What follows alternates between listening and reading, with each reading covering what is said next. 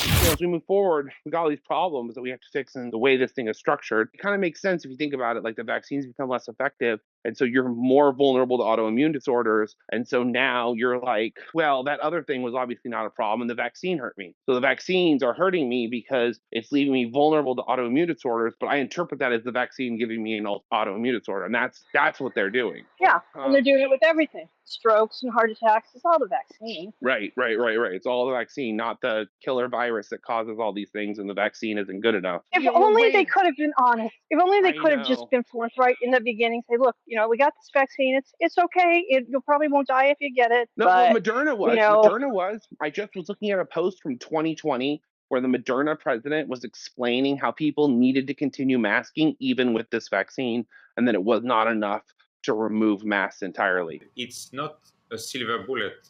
What we need surveillance to be stronger. We need public health measures, because you have no other way at the beginning. This is your best weapon, and you need to use it well. And I think when you look around the world, you have some countries that have done an excellent job, including, of course, China, controlling the virus. And you have some countries where it's totally out of control. And when you still go today, in some places, and you see people, going to crowded places with no mask, or eating inside restaurants with no mask, I don't understand it. It makes no sense to me. It's like, you're going to get infected. The only question is when.